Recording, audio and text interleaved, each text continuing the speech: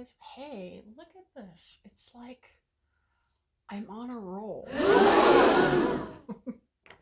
I actually have managed to find a little time these last 3 days to do these videos, and since I have this insanely guilty conscience about doing videos and then stopping for almost a year, and now I'm trying to kind of make up for that, I guess, maybe.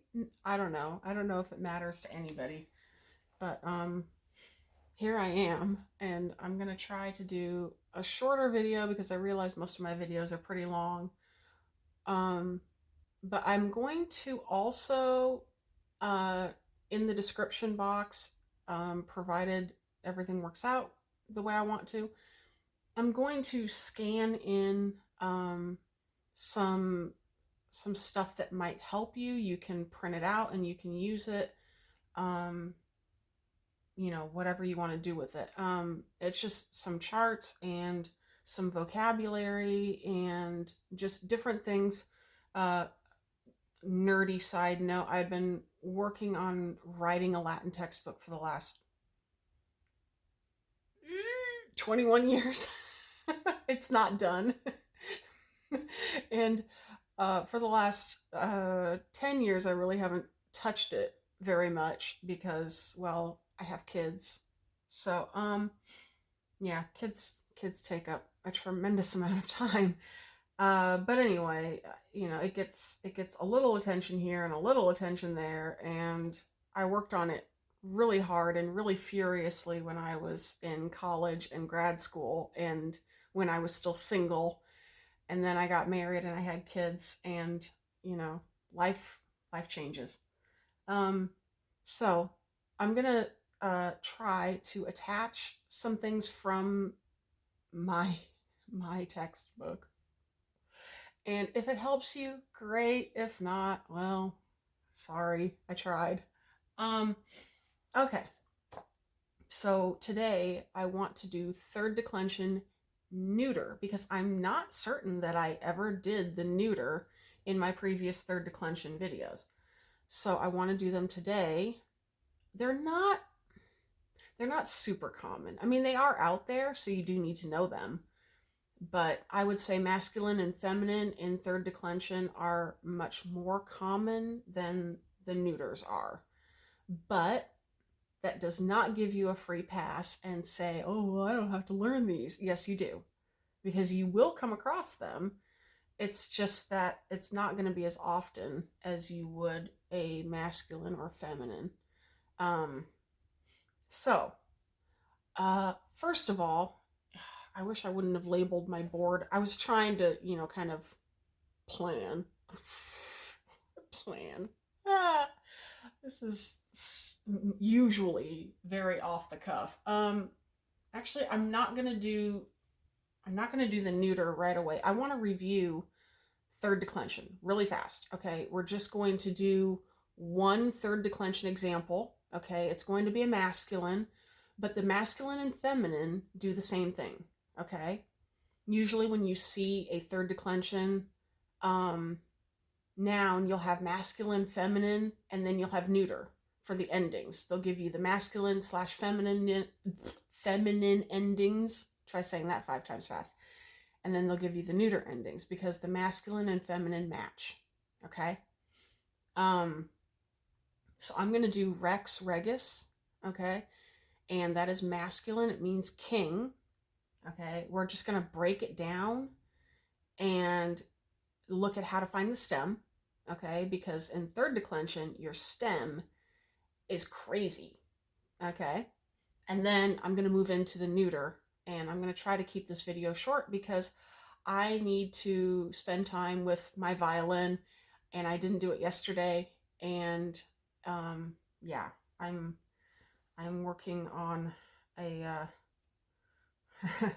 I'm working on a piece in G minor right now, and it's just interesting. So anyway, here we go. Third declension. Okay, we're gonna do rex, regis. Okay, brief recap. You get your nominative singular and you get your genitive singular, okay, hopefully in your dictionary and in other places. These are the two parts they give you. They give you these two parts because you need this genitive singular in order to find your stem. Okay? You cannot very easily, at least, find your stem without this. Okay? And just so I can cover my bases and make sure I say it, when you're learning a new noun, learn the nominative singular and the genitive singular as part of your memory work. Okay, so if I'm going to memorize this vocabulary word, I'm going to memorize it. Rex, regus, masculine, it means king. Okay. If I'm doing the word for law, I'm going to do use, juris. Okay, it's neuter, it means law. Okay. Things like that.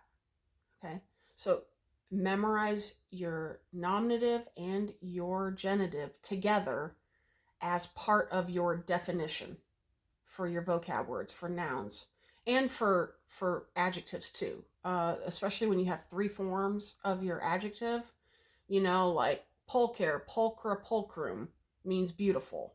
Okay, it's first and second declension. Those are all bits of information you should be memorizing as you learn new vocabulary.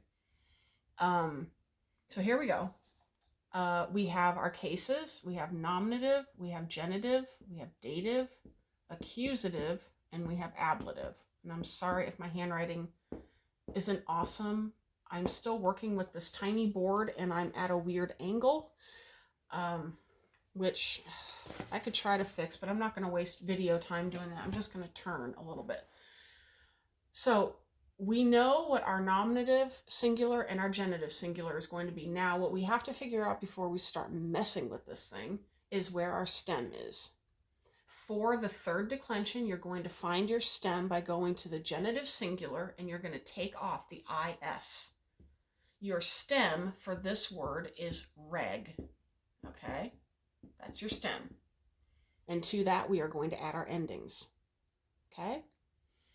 So, as you can see, Rex goes through a pretty substantial change. It's not predictable. None of the third declension that I know of is super duper predictable, other than the ones that end in NS. Those tend to follow a pattern, okay? These do too.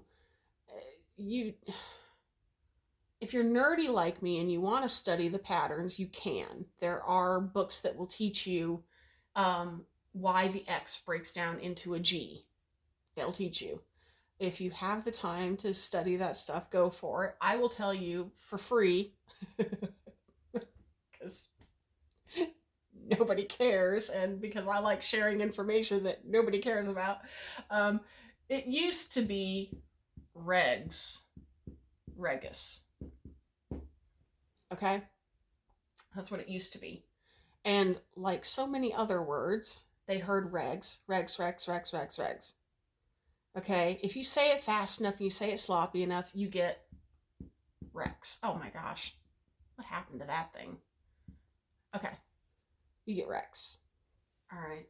So that's in a nutshell what happened. That's a little bit of the sort of morphology of this word. Okay. So reg is our stem. We're going to put our nominative singular, rex, genitive singular, regus.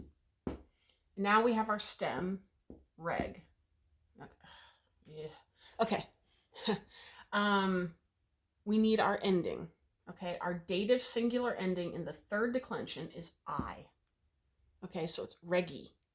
Okay, and we're going to put down our stem.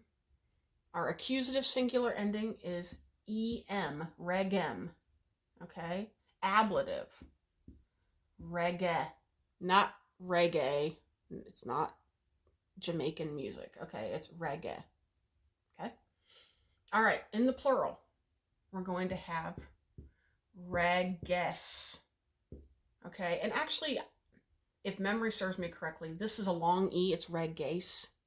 Okay, don't quote me on that, but I'm pretty sure it is. Okay. Your genitive, okay, is ragoom. Okay.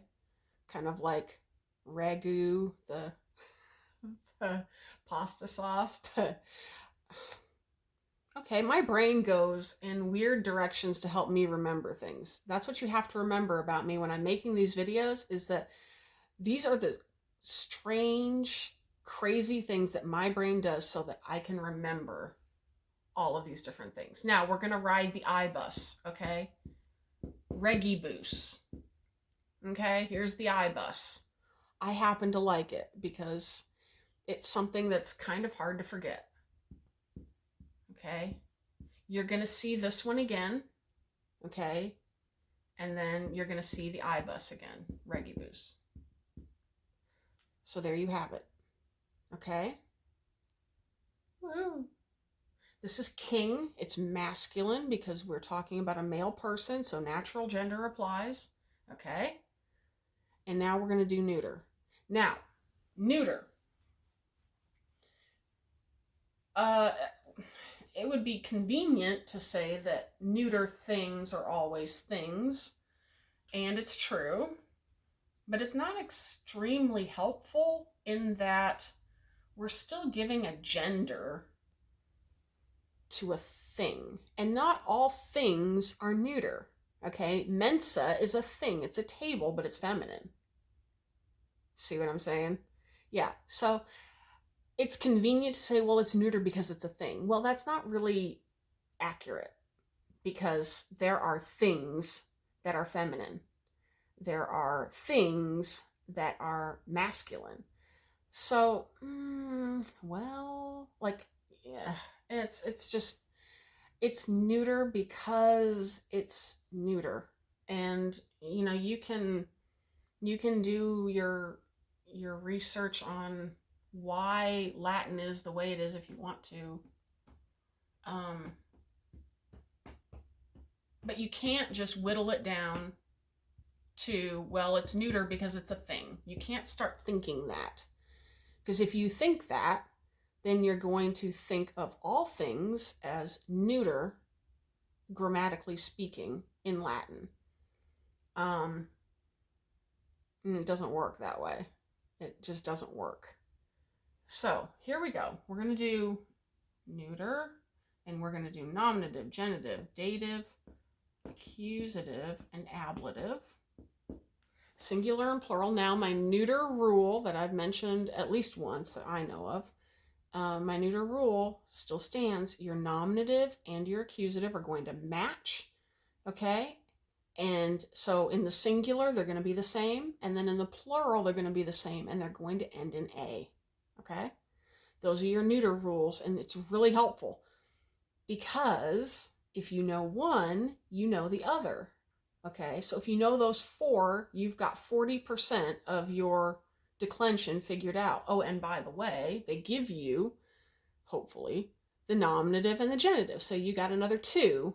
Well, you get another one because the genitive is the only one that you got out of that deal. But hey, you know, you went from 40 to 50%. So yay, you got half of them. Okay. All right, we are going to do the word, we're going to do the word law because I brought it up earlier and it works. Okay, so use. Juris. Okay, this is the word for law, and it is, in fact, neuter. Now, when you see this N, that's a little bit better. Okay, when you see this N in parentheses after an entry, it typically means the gender. It doesn't mean noun, although this is a noun. It typically, they're trying to clue you in on gender. I don't know that that's a hard, fast rule for every time you see it, but a lot of the time you'll see it and it just means the gender. And you'll see M in parentheses, you'll see F in parentheses. They're trying to tell you the gender. So again, we have a weird thing that happens between the nominative singular and the genitive singular. This is not predictable, okay? So we're still going to find our stem the same way. We're going to take the IS off of our genitive singular, okay? That guy's gone. So your is your stem, okay? That's your stem for law, okay? And then from here, we're going to put on our endings. Now remember that your nominative and your accusative are going to be the same, okay? So it's time to have some fun. So we have use, okay? If we know the nominative singular, we will know the accusative singular down here. We have urus, okay? We have uri, and here we're going to have use again, okay? And then ure. Good so far? Okay. And then we're going to have ura ending in a. That's going to happen again in the accusative, okay? You're going to have your room.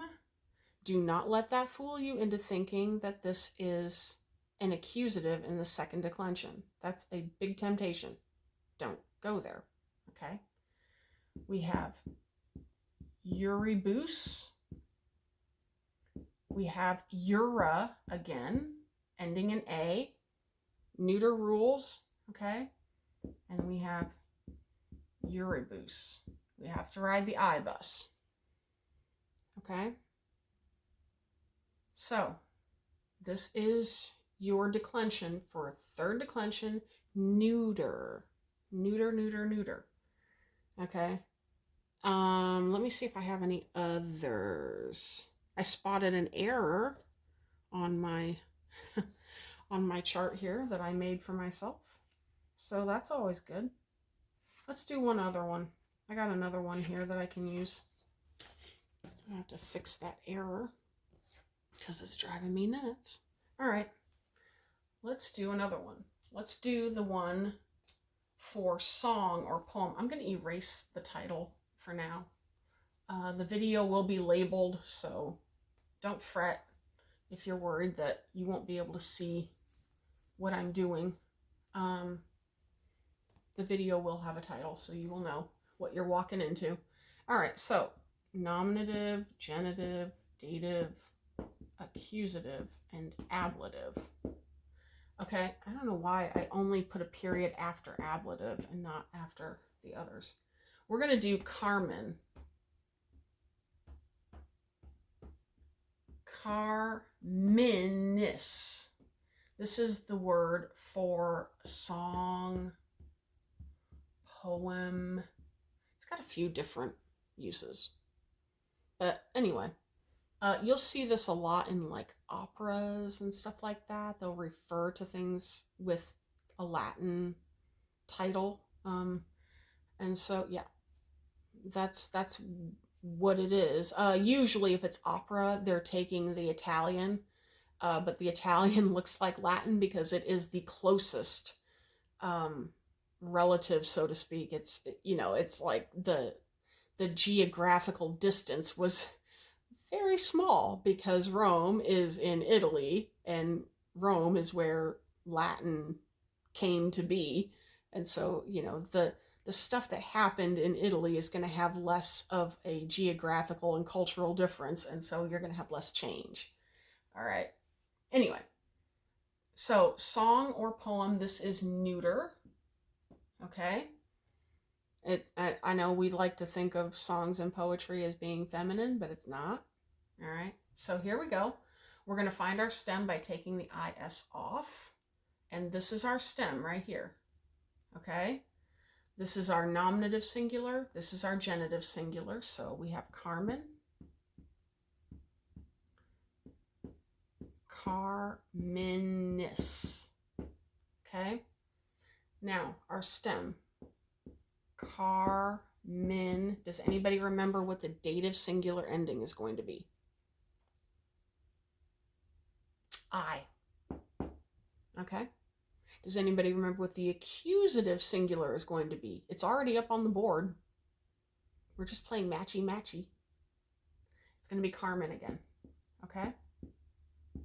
Remember, these guys are going to match. Okay? Carmen, Carmen. You got two of them right there. All right, ablative. Carmen. There you go. Making sense so far? Okay. Carmen. What do the plurals end in the nominative and the accusative?